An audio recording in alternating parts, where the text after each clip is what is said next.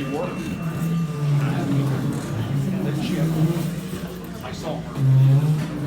afternoon, Rotarians and guests. I would like to call the September 15th, 2021 meeting of the Leavenworth Rotary Club to order.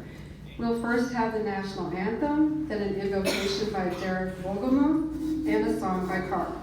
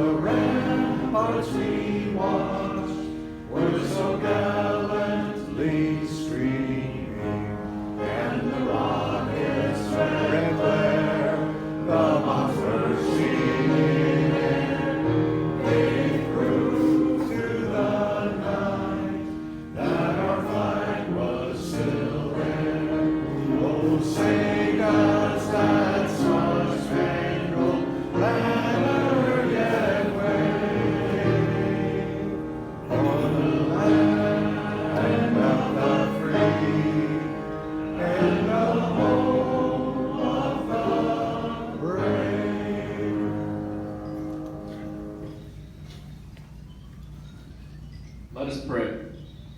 Dear Lord, we thank you for giving us this beautiful day and allowing us to gather together. Let us live the four-way test, including being fair and truthful with all people at all times. We pray for all those who have been affected by recent hurricanes, and we pray for our troops throughout the world. Please bless the hands of the men and women who prepared our meal today. Bless Rotarians throughout the world, keeping our minds strong and our loved ones safe and healthy. In your name we pray. Amen. Amen. All right, we're going to be singing song number 32, Happy Wanderer, verses 1 and 3. Song number 32.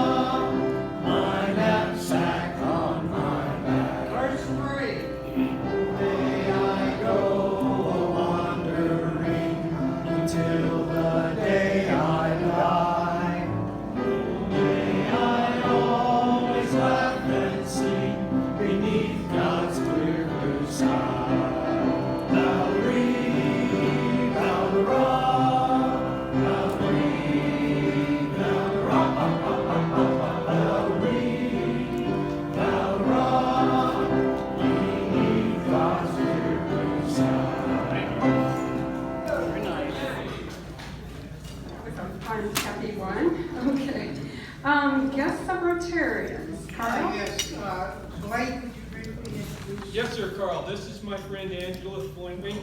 She is our speaker today. You'll hear more about her shortly. She's interested in Rotary.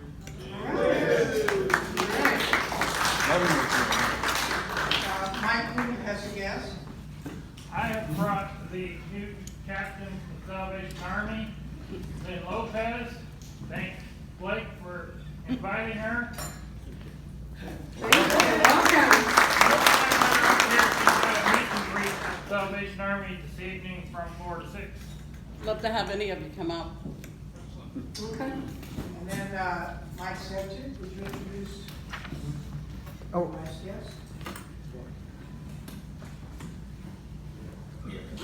Dickerson? welcome. He's considering buying and joining our Rotary group. Welcome.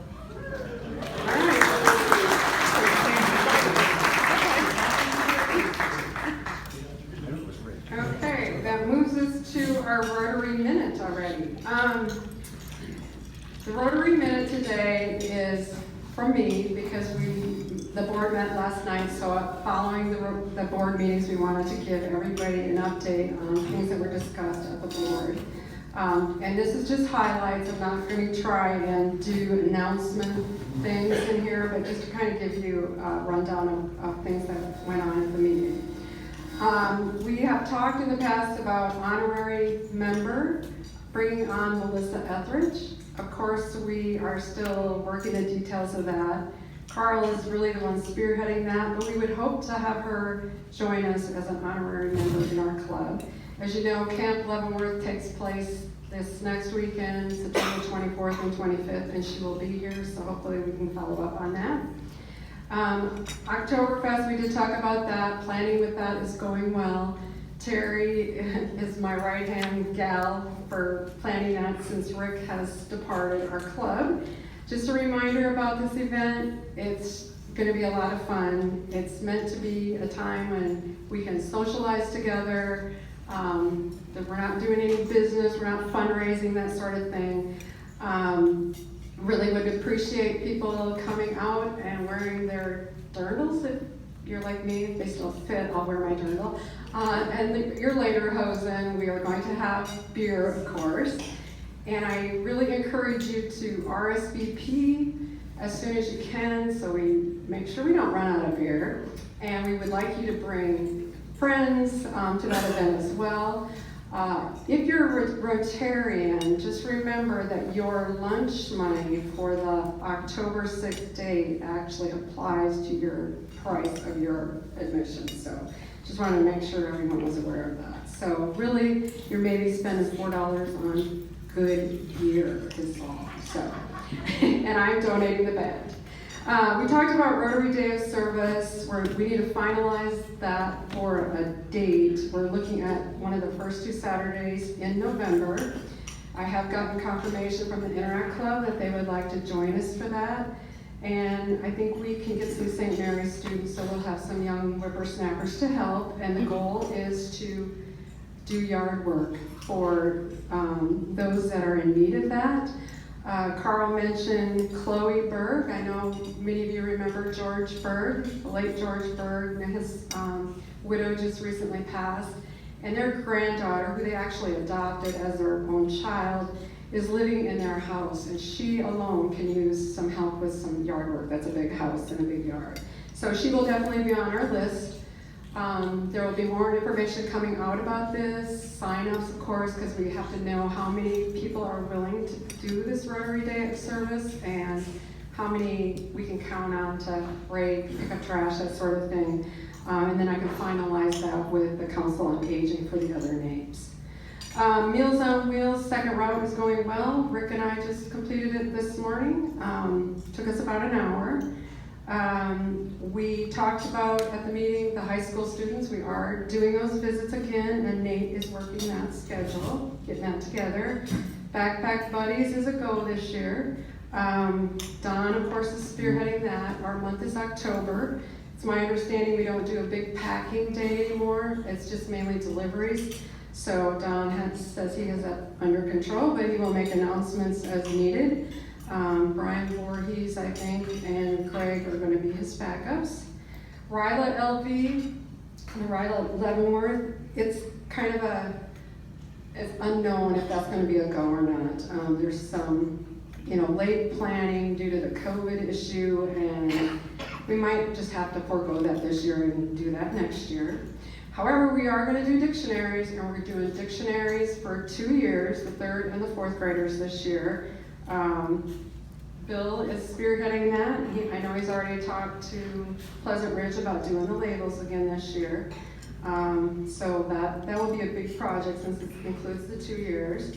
Grants, Proctor has gotten everything in for our grant requests for this year, and as you know, that goes to our scholarships.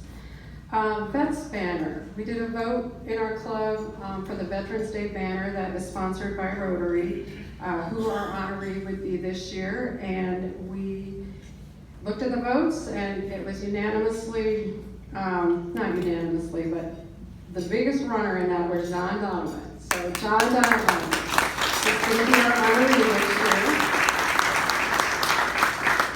And I guess the old banners, so Diaz banners will come down on the 1st of November, and then the new banners go, so they're here in time of the Veterans Day, so they'll be up by 11th of November, and then they'll take them down for a little while because they put Christmas decorations up, and then they'll put them back up the first part of the year.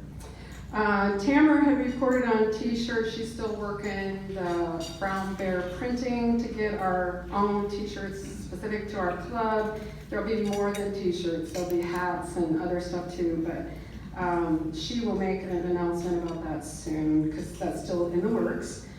And Zoom. We are Zooming again.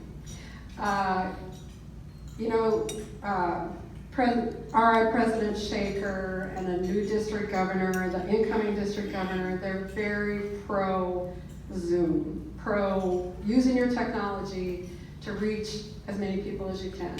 So we made a decision, we discussed it last night, we decided we're gonna bring this Zoom platform back.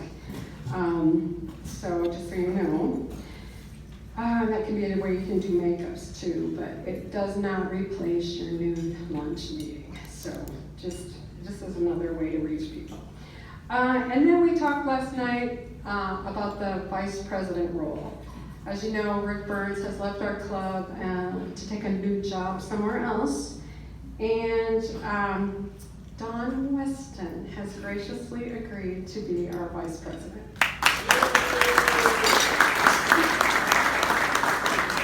I did kind of put her on the spot a little bit. She didn't run out of the room or anything, but no, she's really happy to do it.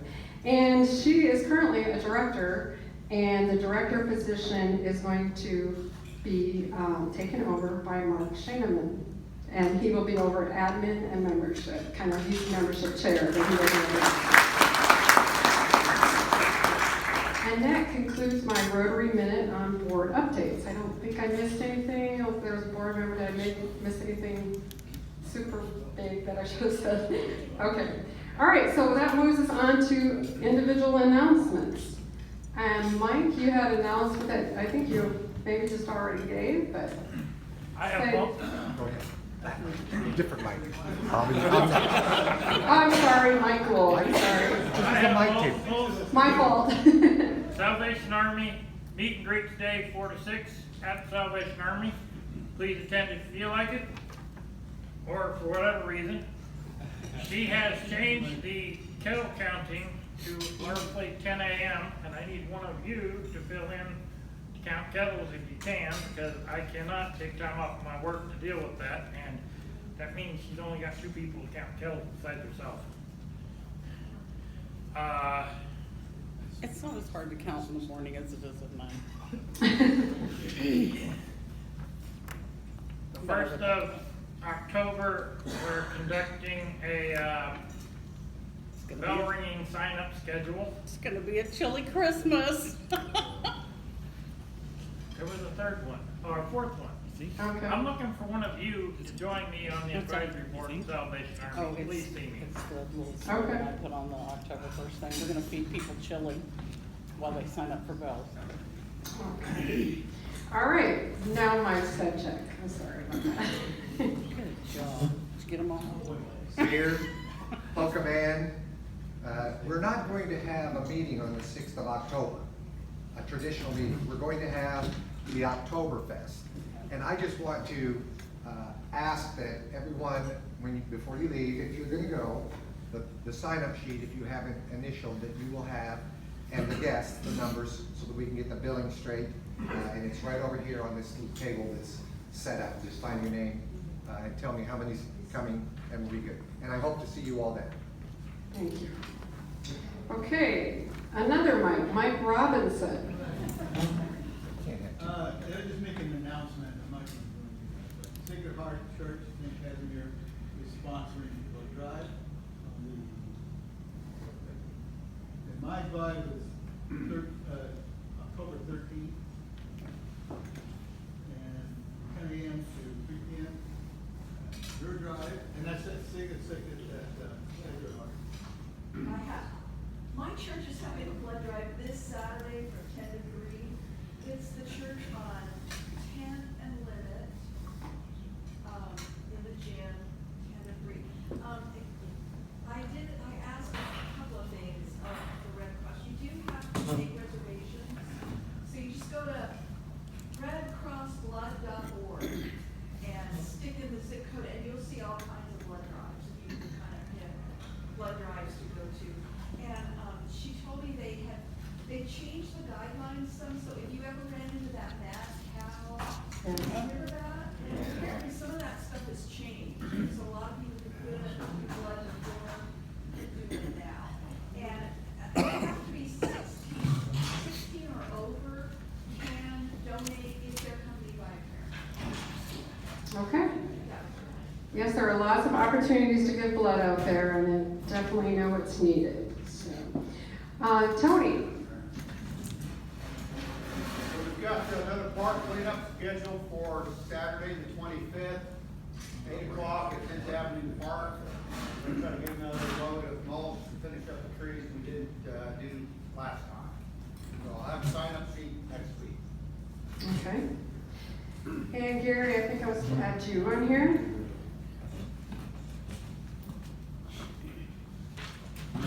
Yeah, the food drive, thanks for everybody who's volunteered so far. I still have 3 slots, 1 hour each, 11, 12, and 1400. I'd like 3 more volunteers if somebody can do it on the 2nd of October on Saturday. So appreciate it. See me after the meeting. I'll be sitting over here. The next thing is the football. As you can see up there, the teams in black won, the teams in red. Don Washington lost. I just want to, Tom, just make sure you got that. They're no longer the Huskies, they're the puppies. The puppies. But you can see who won. I actually snuck through and go on to the next round. Next week, you can see who are, go back one. There you go. Rick, Tim, and Tony. You can see who's in the running, 3rd picks. I'll have the winners this Saturday. Friday, I'll send out the next one. You can see the games of the 3 folks between that are going to be competing. You can see the games they have. I'll send it out on Friday, like it back on Monday next week, so I can show you your choices. Okay, thank you, Gary. Thanks, Deb. I did. Oh. It was rigged. You didn't fill theirs out until Monday. Right after yours came in, I picked the opposite. No. Okay, all right, that takes us up already to the pot drawing. Carl? All right, we have some lucky winners. $10 with a maximum of 568. Yeah, please pick. Make a friend. Make a friend, huh? Make a friend and a whole bunch of enemies. Okay, the last 3 are 640. 6. It's a lot of groaning. All right.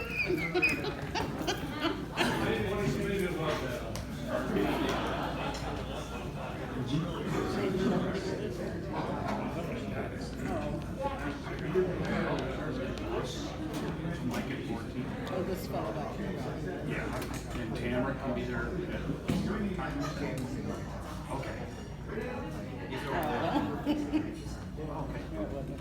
Well, it was a good try. Thank you.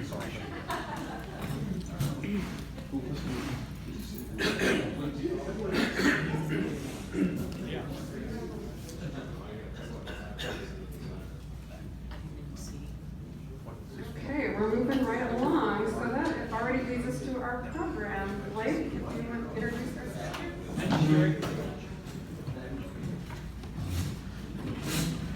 Proud to be a Rotarian. I was telling Angela all about all the projects we're involved in and everything, and that just proves it. So thanks for your volunteerism. I wanted to give our speaker a special thank you before I introduced her today, because some of you may have noticed that The speaker we had couldn't come because her right-hand person had to go to the hospital.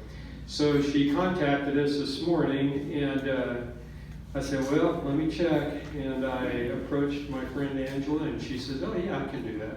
I mean, so she's only had like 3 hours notice. Anyway, let me tell you about my friend Angela Fleming. What a great gal. She's a member of the Society of Human Resources Management Certified Professional Organization and the Professional and Human Resources Certified by Human Resources Certification Institute. She is certified in professional human resources with over 20 years in the profession and currently serves as our Assistant Vice President Human Resources Officer at First State Bank and Trust. In this role, she is responsible for managing the daily operational processes for the bank's Human Resources Department with an emphasis on staffing, employee relations, benefits, payroll, and training. She holds a bachelor's degree in social welfare from the University of Kansas and has been awarded several certifications from Society of Human Resources Management Certified Professional and the Professional and Human Resources Certified Organizations of the Human Resource Certification Institute. She's also an honored graduate of the Kansas Leadership Center. Angela is active in her local Human Resources chapter of Society of Human Resources Management, Jayhawk Lawrence, most recently serving as their Vice President of Membership in 2017. She's also served the organization as their Diversity Director, Legislative Affairs Director, Certifications Director, Communications Director, and Vice President of Finance. You're pretty much it, aren't you? I've been around a while. And Angela lives in Overland Park with her 8-year-old daughter, Harper, and her 2 dogs, Candy and Max. Now, Angela's a good friend, and offices right next door to me in our Baser Bank, which I'm very grateful for.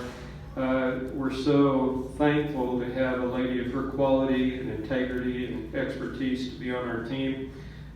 She really watches out for dummies like me in certain situations. She coached me so well on Medicare, which is right around the corner in my case, and walked me right through that. Just my confidence level went through the ceiling. So thank you for everything. Please help me welcome Angela Fleming as she speaks to us about Human Resources 101, Challenges and Opportunities. Very appropriate for today's times. Give her a round of applause. Thank you.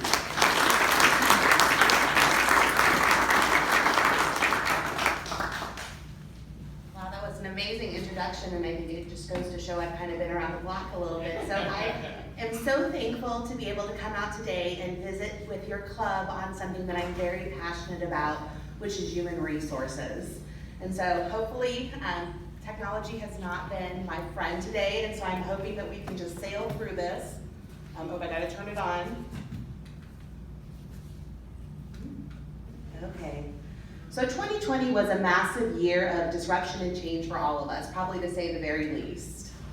We had something that some of you may or may not have heard of, the global pandemic. I always joke that being an HR practitioner, I always want to work my day, but my day often works me. I might come into work thinking that I'm going to focus on payroll and benefits or maybe the latest great trading initiative, but then I get phone calls. Maybe we had an exposure, we have someone who's out sick, we have someone that has questions, people who want to pursue a vaccine and maybe have concerns that they want to visit through. So certainly the global pandemic has been something that us as HR practitioners and you all as business professionals have certainly been dealing with.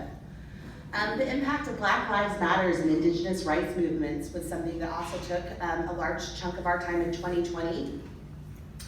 Remote work was a big one that took a lot of time in our organization. Working in the finance sector, there weren't a lot of our positions that were set up to work remotely. And then come March the 13th, we're all struggling trying to figure out what we're going to do with our workforce. Who is a essential personnel, and how can we get them in their locations and make sure that they're operating safe? How can we make sure that we have all of our positions in place so that they can function remotely, they have the tools that they need, the security clearances and things of that nature. Certainly our work through that remote work changed. A lot of things became a lot more digital, and so we dealt with that last year. And then various issues on diversity, equity, and inclusion, and then certainly more. So for this year, 2021, it's no longer just about survival. We as human resource and business professionals need to learn to thrive in the face of continuous change and position ourselves for long-term success. That means we can't be reactive, we need to be proactive. And so hopefully today this presentation today will give you some ideas about things to think about in your organization. And the focus of today's presentation is going to be staffing and recruitment. That is certainly an area that is near and dear to my heart. Currently, right now, our organization has a slew of open positions, both full-time and part-time, and I'm sure that we're not unique to that. I'm sure that all of your organizations certainly are in that same position. One statistic that you may or may not be interested in knowing is in our field, we track the days to fill a position, or the days that a position is open from when you submit a requisition to when you actually have a body in that seat. And you're looking at, on average, 42 days. And so when you have an open position and you're looking at your staff who just wants a body in that position, and you're saying, hold tight, just 42 days, it can be a hard thing to swallow, and certainly that can be something that impacts the morale of your organization. And so it's something that we all should have an interest in. As far as the trends in unemployment, I pulled up some statistics last night. The state of Kansas is currently at 3.6% unemployment. From a nationwide standpoint, we're at 5.2%.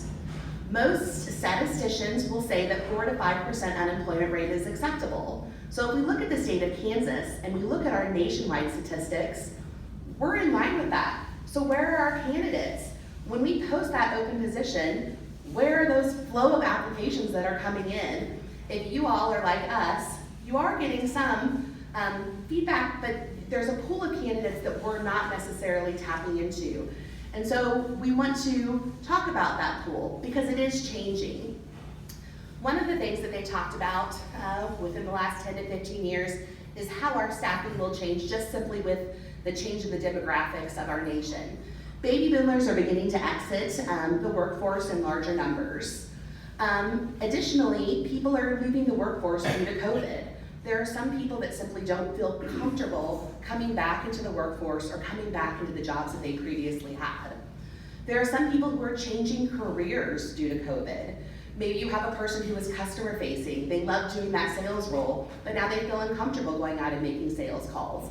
They feel uncomfortable sitting across from an individual and having that conversation, and maybe they're pursuing some backroom positions.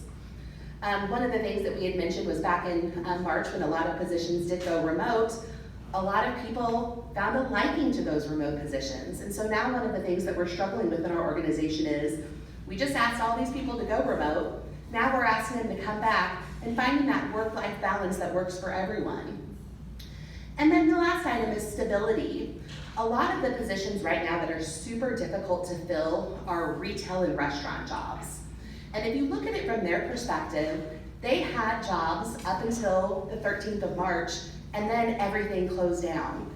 Those paychecks, those tips, everything that they used to help their families was gone. They had no benefits. They didn't have wages where they had built up to get these unemployment things. And so some of those individuals looked and they're like, wow, I don't have stability in my job. I don't have benefits. I don't have compensation. Maybe it's time for me to get out of retail or get out of restaurant and move into a different industry.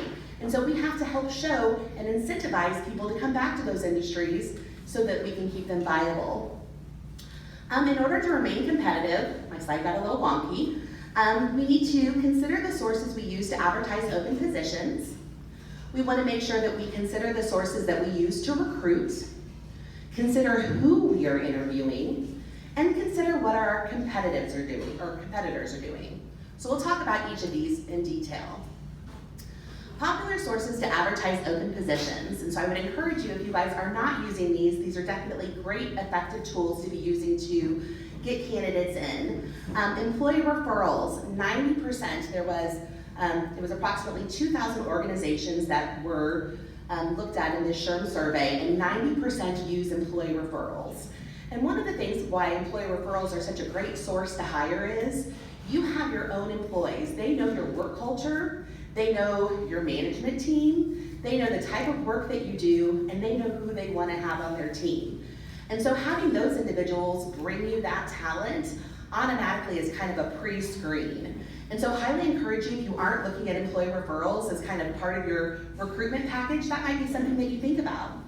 Employee referrals can also sometimes come with an incentive. Maybe you pay, a flat dollar amount for a certain type of positions. I will say, when you're considering those type of plans, and depending on the type of sources you have to use for a hire, oftentimes if you have to use a temp agency or an executive recruiter, you're paying perhaps 25% of that person's first year's annualized salary. So do you want to pay that to a recruiter, or do you want to pay that to someone in your organization that can really go out and find someone that's a good fit for your team? And so some of those plans end up being a lot more cost effective than they might look at initial glance. Company website, that is free space for people to come and look at the positions that you have available. So if you have a website and you don't have a careers portion on your website, I would encourage you to put it out there. Talk about who you're about. That way, if individuals are interested in who you are as an organization, they can target you and go and look and find what sort of positions that you have available. Free job boards, 71% of individuals participated in those. Those are great resources, but I chuckle, it's kind of like a dating websites. Sometimes with free, you get what you pay for, and so just certainly something to keep in mind. Free for people that are posting, free for people that are advertising. Paid job boards, things like Monster, Indeed, those are great resources where people can post jobs. Also, there may be some other job boards if you have industry-specific things, like for us, the Kansas Bankers Association, Independent Community Bankers Association, and things of that nature. And then certainly social media. If you have a social media platform, that's a great way. You can put your open positions out there, you can have your employees share them, and that makes its way out as kind of like a pool of individuals to get those advertisements out to people. Informal networking is a great one, kind of like the employee referrals, coming and having meetings like this and just telling people, hey, this is what I'm looking for in my organization. Do you know anyone who might be a good fit? Job fairs are kind of gearing up now that we're kind of exiting that things are fluid and kind of changing with COVID. You'll see more job fairs that are coming about. College recruiting is a great tool if you're not using it, depending on your workforce. It can be a great way to get people who are just wanting to enter your industry in the door, and you can kind of get them at the ground level and really mold them into the type of employee that you want to have. Print advertisements, certainly people still do get those newspapers out and look at them, so that could be something to look at. And then networking events is a great way. As a recruiter, I will tell you, it's kind of like in sales, you always have a pipeline of people that you're talking to, because you never know when you're going to need to pull the trigger on a deal, whether it's to fill a position or to fill a particular type of sale. Sources used to recruit are also going to be different. So depending on your organization, you probably have a hiring manager, or maybe you have an owner and a manager, and that manager is responsible for hiring for their practice. Hiring managers are always the most important person for me to work with, because sometimes they don't even necessarily know what they need to fill their role. They don't necessarily know what is missing from their team. And so we like to visit with hiring managers about what the type of work is. Has the position changed since we last recruited for it? What are the needs for their team? But certainly they're essential in filling those roles. You may have an in-house recruiter if you have an HR department, where you have an individual who is working with those candidates, working with the open needs assessments that you have within your organization and working to fill them. Employee referrals, again, I can't say enough about this here. A lot of our really good hires come through those programs. Temporary agencies are always a great way to fill a position if you have an open position. Not always the most cost efficient, but certainly if you're looking at getting somebody in the door and you don't have that 42 days to wait, and you want to give someone a try to see how they work in that position, that could be a great approach. And executive search firms might be another way. Maybe you have a difficult hire and you just want to outsource that and work with a company that solely just does that function for your company. Certainly that could be a source that you decide to use. One of the most important things that I have found, however, in today's environment is really consider who we are interviewing. And so in this example, we have 2 qualified candidates for an open position. One is an Ivy League degree holder with a solid work history. And the other individual has graduated from a state school, they've changed several jobs, and they've held some odd jobs. Well, which candidate do you choose? Number 2. Number 1. Yeah, well, and some people, and there may not necessarily be a right or wrong answer, but I would say that I would encourage everyone to take a look at number 2 because of a theory that they call the silver spoon versus the scrapper. The person who's went to an Ivy League school, they may have had more opportunity in their life. They may have been able to work on their grades and have this opportunity to go to the school, have the funding to be able to do so. Maybe they haven't had a lot of things to overcome in their life and they've got that work history that just came to them. Maybe they had great networking through their clubs or their families. And maybe that second individual, well, they were really proud because they went to school and maybe they didn't get to choose their first school, but they were committed to that. And sure, they've changed jobs, but that's just because they're looking for that right job, that right fit for them. And maybe they've held some odd jobs because they're just doing what they need to do to survive. And there's a lot to say about number 2 and those soft skills and those traits that they could bring to the table. And so when you're looking at both candidates, I would encourage you not to overlook candidate number 1, but certainly not to overlook candidate 2. And I will also disclose, I would consider myself to be a scrapper. So what are soft skills? Soft skills are personal attributes that enable someone to interact effectively and harmoniously with other people. I would say that all of you have hard skills and soft skills that you are looking at your open positions and recruiting to fill. Hard skills, things like how to use Excel, how to answer a phone, are things that I can train people. I can't train you to be positive. I can try to train you to smile. But there's certain inherent personality characteristics that we want out of the individuals that we work with. And I encourage you to consider a lot of those when you're looking at some candidates that might be non-traditional or other candidates that you might not consider. Some soft skills or soft skill qualities to look for: communication skills.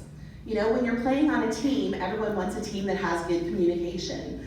It's really difficult to get things done when we have expectations over here, our end result over here, and we're not really sure what's going on in the middle. And so we want someone who can not only share the things that are on their mind, but also know when to listen to make sure that the team is meeting the objective. Honesty is a big one. This one makes me think about a friend that I have who works for a medical practice, and she was brought on to run the practice for a doctor. Excuse me. But the doctor inherently has difficulty trusting her staff. And so every single thing this individual does, the doctor wants to have run by them and wants to have counseled and wants to go a different direction. And at some point you have to think, why did I hire this person? You know, if I've hired someone, I need to trust them and trust that they have the knowledge, skills, and abilities to perform the role that I need for my organization, and that I can trust them, that honesty is there. Loyalty is another really big one. When you have staff who feel appreciated and develop that loyalty towards you, you could have a worker for life. You certainly have somebody who wants to show up and participate.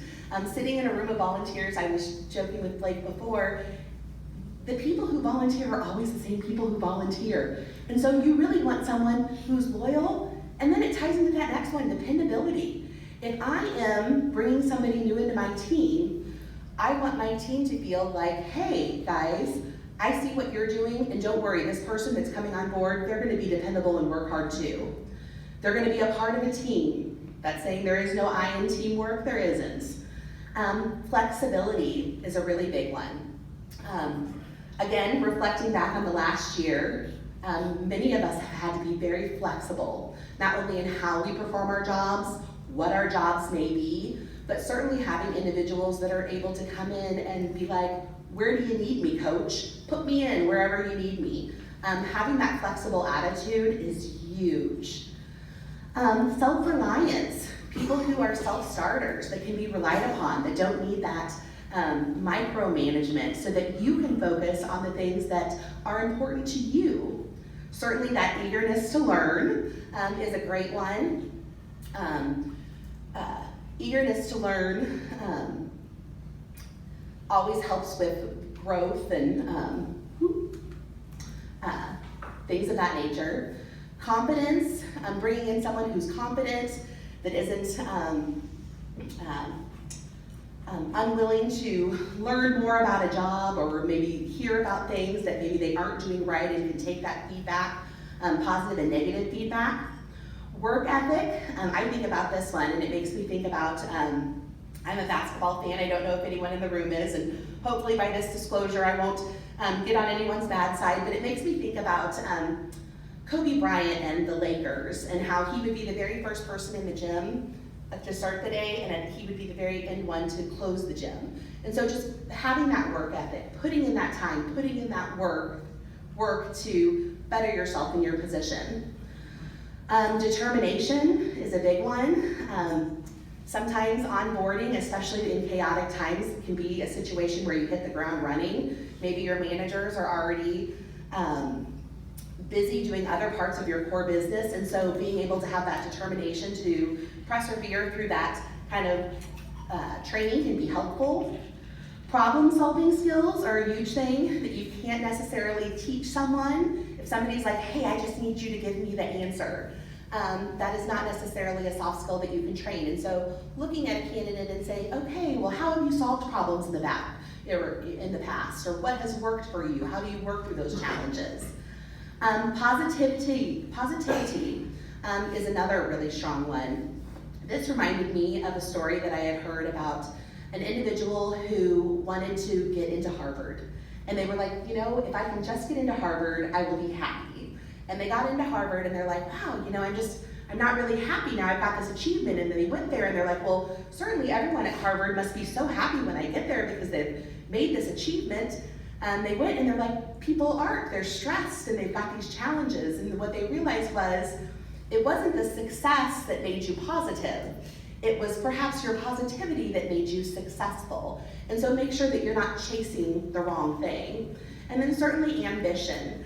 You know, some people are happy to come in and just do what they're doing, but other people maybe have the ambition to take on more and want to help grow. And so looking for some of those soft skills in candidates that you're considering for hiring could be a great way to pull in someone who isn't necessarily, hasn't performed that job for an extended period of time, but has the skill sets in order to be successful in that type of work. And then most important, we have to keep in, or I shouldn't say most importantly, but another thing that we need to keep in mind is what our competitors are doing. And so you might take a look at what your pay is. Are you market-based pay? How do you set the salaries and compensation for the individuals within your organization? You can look at those factors. There are a variety of websites that are available that are free. You can participate in salary surveys if you aren't. Those are great ways to kind of see where you stand on being in the market. One of the things that is very challenging, I think, to both retail and restaurants, this morning I read an article that Walmart and Sam's Club are coming out. They're going to start with a starting wage of $15 an hour. Amazon is now looking at paying starting wages $17 to $18 an hour, with wages up to $22.50 in some markets per hour that they're having difficulty bringing people in. And so you can definitely see that that base pay is changing depending on what type of work and what type of candidates you're looking for. Sign-on bonuses are another type of tool that they're using. Amazon right now, I think, is paying a $3,000 sign-on bonus for individuals that are joining their organization. And so it's a way to get people interested. But we don't necessarily always want to wait and to bring in people that are interested. If you have staff that are currently part of your team, you might look at retention bonuses and ways that you can make sure that you're keeping that staff happy that is there. Make sure that you're offering competitive benefits. People will leave for a variety of things. They say that most people stay in their job because of, number one, their boss, and number two, because of the team that they work with. And so I think it's really important when you are looking at, recruiting, it's not necessarily always the money, sometimes it's the opportunity. And so making sure that your benefits are competitive, and they're competitive in a way that's meaningful to your team. One of the things that I love about our organization is that we do offer a lot of autonomy within our markets to do what they need to do for both their staff and customers, because we realize that not all markets are the same, and what motivates one market and that staff may be dramatically different. And so I think keeping an open mind, what may personally motivate you may differ from that of your staff. And we always say, reaching out and taking a pulse of the organization and finding out what matters to them may surprise you, and it may change your strategic direction. And then making sure you have a desirable work culture. A lot of people, come to work for different reasons. Some people like a structured work environment. Some people like a less structured work environment. And so just keeping that in mind when looking for candidates to hopefully find the right fit for your organization. So, I would like to thank you all for sitting through my presentation.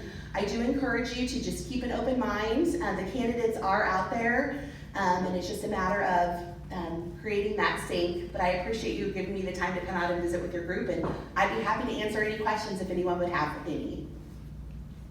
Angela, thank you, wonderful pitch. Hey, you mentioned at the end that people stay in an organization because their boss principally and the team. Do people also leave because their boss is a toxic jerk and the team is not good? Absolutely, I would say those are probably the top two reasons why people leave. I think people sometimes, I think that sometimes executive management gets very caught up in, oh, well, we've gotta reap those salary budgets, and it's all about the bottom line. But really, honestly, if someone is reporting to someone who they don't like, the day-to-day toxicity of that is going to push them into leaving. And I definitely think if someone is on a team where they don't feel like they're team players, I would think that a lot of people would probably tell you that there isn't a lot of money that would keep them in those situations, especially after we've had the COVID bubble where people are like, well, maybe I want to do something else with my life. Maybe this isn't what it is just for me. So I would definitely say those are two big ones. Yeah, for that. I retired several months ago, and it's wonderful. Congratulations.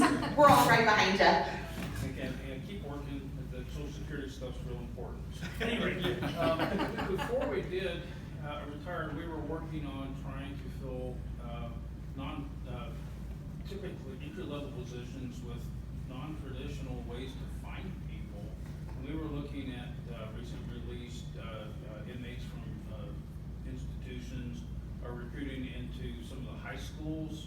For some of these kids that have no idea what they want to do, well, maybe they want to come pick up trash for a couple of years while they figure it out. Do you have any insight into those types of recruiting efforts?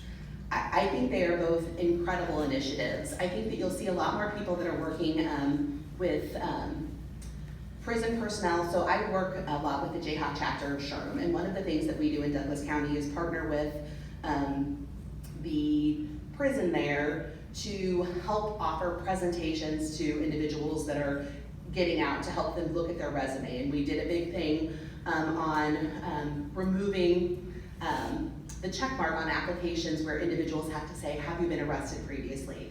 Because a lot of times when people get those applications, they're like, oh, this person's been arrested. Okay, well, I'm not interested in understanding what the rest of that individual's story is. And so those and non-traditional students, I think, are great talent pools to tap into. And you just have to act experimentally to figure out what works best for you.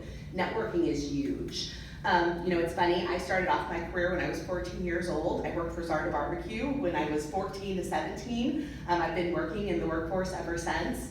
And it really surprised me that trends had changed and that younger kids weren't necessarily working as much. But I think that Target, McDonald's, a lot of those organizations have now opened back up and they're saying, hey, 14 and 15-year-olds, we'd love to have you come in and fill our roles. They're also paying $15 an hour. And I've also heard of some incentive plans where now they're saying, hey, we'll pay for your college. So if you want an undergraduate degree and you want to come work with us for 4 years. And so sometimes you have to really just look at what motivates that talent pool. And so I think working on building those networks and then acting experimentally about what works, and I think once you find your niche, then I think you've got a plan that works for you, if that helps. I don't remember you mentioning the unions. Does the presence of a union make your job harder or easier?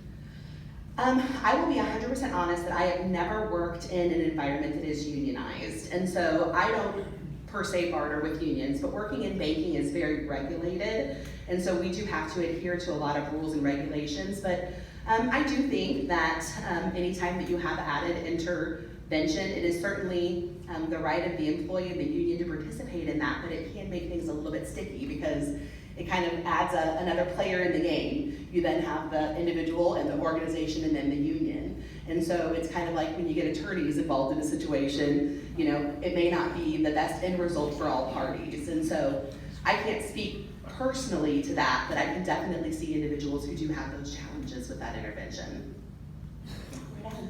What's your answer? I read in the paper the other day too, and you say the percentage of unemployment's 3 point something in Kansas. Was it? 3.6. So every business you drive by has got a sign up, we need to hire somebody. So where do all these people go? I think part of it is you have people that have dropped out of the workforce altogether. So you have individuals who took a change. Maybe they said, you know what, I'm making this wage and I'm, you know, maybe they were pushing to have a 2-family income, and then they decided, you know what, I can pull back on childcare and I can stay home and I can make these decisions. And so I think the last year really made people look hard at their life and say, hey, these are the changes that I want to make, and I no longer, that income is no longer of importance to me. You know, or you have individuals that don't want to work or don't want to return to work maybe because they're scared of COVID. That's something that we do combat. For the restaurants, I mean, I don't know if it's the same here in Leavenworth County, but there's a lot of times that I will go someplace that has a sign on the door and it's like, we're only open till 8 tonight because we only have the ability to staff. And a lot of times that's just because, you know, it's difficult to get people back in those retail-facing jobs. They are usually the lowest on the totem pole, and they usually are being asked the most of. And they're the people that are having the quandary right now, because they're like, I don't know if I want to come back. I don't know what it's worth for it to me. So we have to help incentivize them to come back and prove to them why our organizations are the place that they want to be at. All right. Thank you guys so much for your time. I really appreciate it.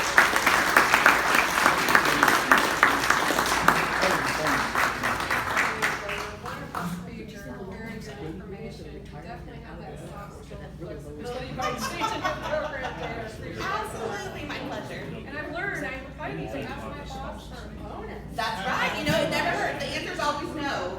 I have a little token of appreciation for some very testimony. Thank you again for being